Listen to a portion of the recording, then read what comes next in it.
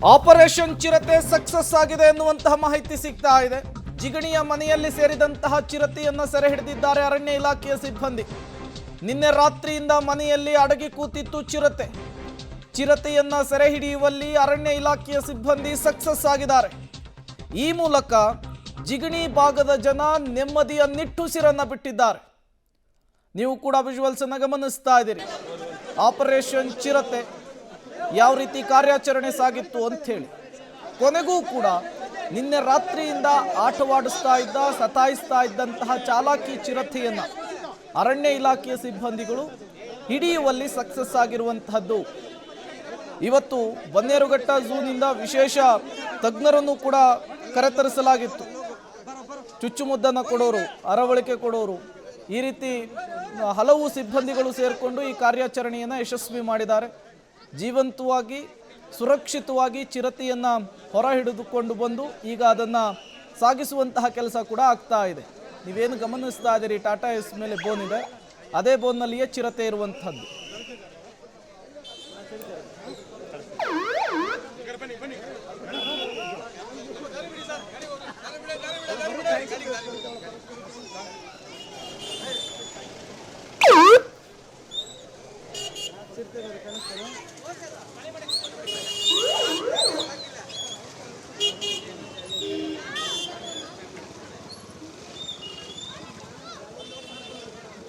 ಮತ್ತಷ್ಟು ಡೀಟೇಲ್ಸ್ ಅನ್ನು ಕೊಡ್ತಾರೆ. ಅಂಬರೀಶ್ ದೂರವಾಣಿ ಸಂಪರ್ಕದಲ್ಲಿ ಜಾಯಿನ್ ಆಗಿದ್ದಾರೆ. ಅಂಬರೀಶ್, ನಿನ್ನೆಯಿಂದ ಸತಾಯಿಸ್ತಾ ಇದ್ದಂತಹ ಚಿರತೆಯನ್ನ ಶತಾಯಗತಾಯ ಹಿಡಿಯುವಲ್ಲಿ ಅರಣ್ಯ ಇಲಾಖೆಯ ಸಿಬ್ಬಂದಿಗಳು ಸಕ್ಸಸ್ ಆಗಿದ್ದಾರೆ.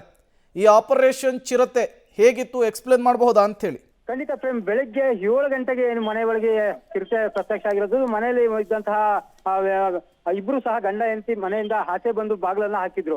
ಆದ್ರೆ ಚಿರತೆ ಇರೋ ಬಗ್ಗೆ ಪಕ್ಕದ ಮನೆಯಲ್ಲಿ ಒಂದಷ್ಟು ಚಿರತೆ ಓಡಾಡೋದು ವಿಡಿಯೋ ಸಿಕ್ಕಿತ್ತು. ಅದನ್ನ ನಂತರ ಸಂಪೂರ್ಣವಾಗಿ ಅರಣ್ಯ ಇಲಾಖೆ ಮತ್ತು ಪೊಲೀಸ್ ಇಲಾಖೆ ಇಲ್ಲಿ ಒಂದಷ್ಟು ಭದ್ರತೆ ತಗೊಳ್ತಾರೆ. ಜೊತೆಗೆ ನೂರಾರು ಜನ ಈ ಬಡಾವಣೆಯಲ್ಲಿ ಸೇರಿರ್ತಾರೆ. ಅವ್ರನ್ನ ಮೊದಲಿಗೆ ಎದುರಿಸುವಂತ ಕೆಲಸ ಮಾಡ್ತಾರೆ. ಆ ಮನೆ ಸುತ್ತಮುತ್ತ ಇರುವಂತ ಜನಗಳನ್ನ ಆಚೆ ಕಳಿಸಿದ ನಂತರ ಅವರೊಂದು 2 ಬೋನ್ಗಳನ್ನ ತರ್ತಾರೆ. ಮೊದಲಿಗೆ ಒಂದು ಬೋನನ್ನ ತಂದು ಮನೆ ಬಾಗಿಲಿಗೆ ಹಾಕಿ ಸಂಪೂರ್ಣವಾಗಿ ಬಲೆಯನ್ನ ಹಾಕಿ ಆ ಹಿಂಭಾಗದಿಂದ ಕಿಟಕಿಯಿಂದ ಆ ಚಿರತೆಯನ್ನ ಓಡಿಸುವಂತ ಪ್ರಯತ್ನಕ್ಕೆ ಮೊದಲಿಗೆ ಪ್ರಯತ್ನ ಮಾಡ್ತಾರೆ. ಆದ್ರೆ ಆ ಪ್ರಯತ್ನ ವಿಫಲ ಆಗ್ತದೆ. ನಂತರ ಮತ್ತೊಂದು ಕ್ಯಾಮ್ರಾವನ್ನ ಒಳಗಡೆ ಬಿಟ್ಟು ಸಂಪೂರ್ಣವಾಗಿ ಚಿರತೆ ಎಲ್ಲಿದೆ ಅನ್ನೋದ್ರ ಬಗ್ಗೆ ಸಂಪೂರ್ಣ ಮಾಹಿತಿಯನ್ನ ಪಡ್ಕೊಳ್ಳೋದಕ್ಕೆ ಮುಂದಾಗ್ತಾರೆ. ಆಗ ರೂಮಿನ ಒಳಗಡೆ ಮಂಚದ ಅಡಿಯಲ್ಲಿ ಚಿರತೆ ಇರೋದು ಕನ್ಫರ್ಮ್ ಆಗ್ತದೆ. ನಂತರ ಅರವಳಿಕೆ ತಜ್ಞರಾದಂತಹ ಡಾಕ್ಟರ್ ಕಿರಣ್ ಅವರ ನೇತೃತ್ವದಲ್ಲಿ ಒಂದು ತಂಡವನ್ನ ಕರೆಸ್ಕೊಳ್ತಾರೆ. ಜೊತೆಗೆ ಆ ತಂಡ ಬಂದ ನಂತರ ಸಂಪೂರ್ಣವಾಗಿ ಚಿರತೆ ಇರೋ ಮಾಹಿತಿ ತಿಳ್ಕೊಂಡ ನಂತರ ಅಲ್ಲಿ ಒಳಗಡೆ ಹೋಗೋದಕ್ಕೆ ಯಾವ ರೀತಿ ಹೋಗ್ಬೇಕು ಅಥವಾ ಡೈರೆಕ್ಟ್ ಆಗಿ ಒಳಗಡೆ ಎಂಟ್ರಿ ಆದ್ರೆ ಮತ್ತೆ ದಾಳಿ ಮಾಡ್ತದೆ ಅಂತೇಳಿ ಒಂದಷ್ಟು ಆ ಚಿರತೆಯ ಸಂಪೂರ್ಣ ವಿಡಿಯೋಗಳನ್ನ ನೋಡ್ಕೊಂಡು ನಂತರ ಸಾಕಷ್ಟು ಚರ್ಚೆಯನ್ನ ಮಾಡ್ತಾರೆ. ನಂತರ ಸುಮಾರು 12 ಮುಕ್ಕಾಲಿಗೆ ಸಂಪೂರ್ಣವಾಗಿ ಒಳಗಡೆ ನುಗ್ತಾರೆ. ಒಳಗಡೆ ಹೋದಂತಹ ವೈದ್ಯರ ತಂಡ ಮತ್ತು ಅರಣ್ಯ ಇಲಾಖೆ ಸಿಬ್ಬಂದಿ ಸಂಪೂರ್ಣ ಒಳಗಡೆ ಹೋಗಿ ಚಿರತೆ ಭಾಗ ರೂಮ್ನ ಮಂಚದಡಿಯಲ್ಲಿ ಇರೋದು ಕನ್ಫರ್ಮ್ ಆಗ್ತದೆ. ನೋಡಿದ ತಕ್ಷಣವೇ ಚಿರತೆಯನ್ನ ನೋಡಿದಾಗ ಅಲ್ಲಿ ಅದಕ್ಕೆ ಅಡವಳಿಕೆ ಮದ್ದನ್ನ ಡಾಟ್ ಮಾಡಕ್ಕೆ ಪ್ರಯತ್ನ ಮಾಡ್ತಾರೆ. ಆದ್ರೆ ಡಾಟ್ ಮಾಡಕ್ಕೆ ಸಾಧ್ಯ ಆಗಿರಲ್ಲ. ಯಾಕಂದ್ರೆ ಅದು ಪ್ರತಿರೋಧವಾಗಿ ಆ ಬಾಗಿಲ ಹತ್ರ ಎಂಟ್ರಿ ಆಗೋದ್ರೆ ಅದು ವಾಪಸ್ ದಾಳಿ ಮಾಡ್ತಿರ್ತದೆ. ಹಾಗಾಗಿ ಒಂದು ಅರ್ಧ ಗಂಟೆಗಳ ಹೆಚ್ಚು ಚಿರತೆಗೆ ಡಾಟ್ ಮಾಡೋದಕ್ಕೆ ಪ್ರಯತ್ನ ಮಾಡ್ತಾರೆ. ಆದ ನಂತರ ಒಂದು ಡಾಟ್ ಅನ್ನ ಡಾಕ್ಟರ್ ಕಿರಣ್ ಆ ಚಿರತೆಗೆ ಅರವಳಿಕೆ ಮದ್ದನ್ನ ಡಾಟ್ ಮಾಡ್ತಾರೆ. ಅದಾದ ನಂತರ ಅದು ಒಂದು ಡಾಟ್ಗೂ ಸಹ ಬಿದ್ದಿರಲ್ಲ. ನಂತರ ಒಂದು 10 ನಿಮಿಷ ವೆಯ್ಟ್ ಮಾಡಿ ಮತ್ತೊಂದು ಡಾಟ್ ಅನ್ನ ಮಾಡ್ತಾರೆ.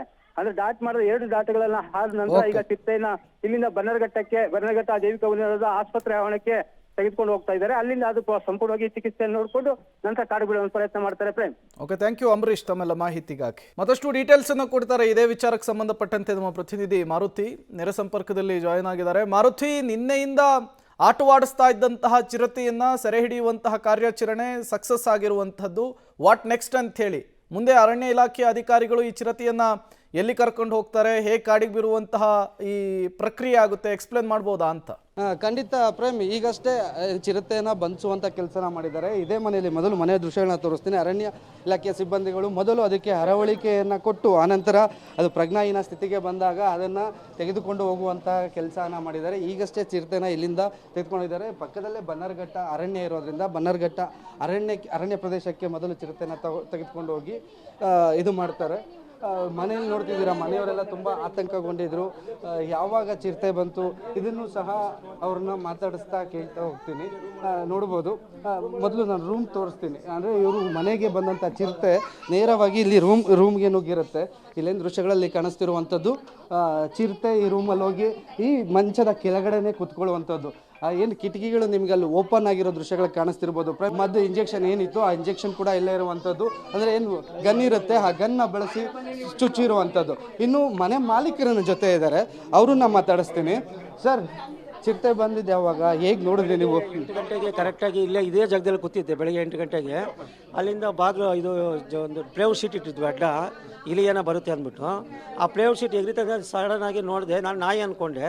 ಆಮೇಲೆ ನೋಡಿದ್ರೆ ಅದು ಚಿರತೆ ನನ್ನ ಮುಂದೆನೇ ಪಾಸಾಗಿ ಈ ಕಡೆಯಿಂದ ರೂಮ್ ಒಳಗಡೆ ಹೋಯ್ತು.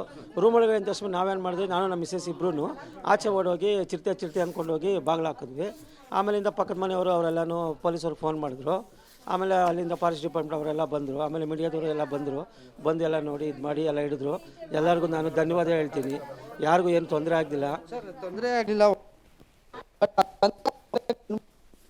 ಓಕೆ, ಥ್ಯಾಂಕ್ ಯು ಮಾರುತಿ ತಮ್ಮೆಲ್ಲ ಮಾಹಿತಿಗಾಗಿ.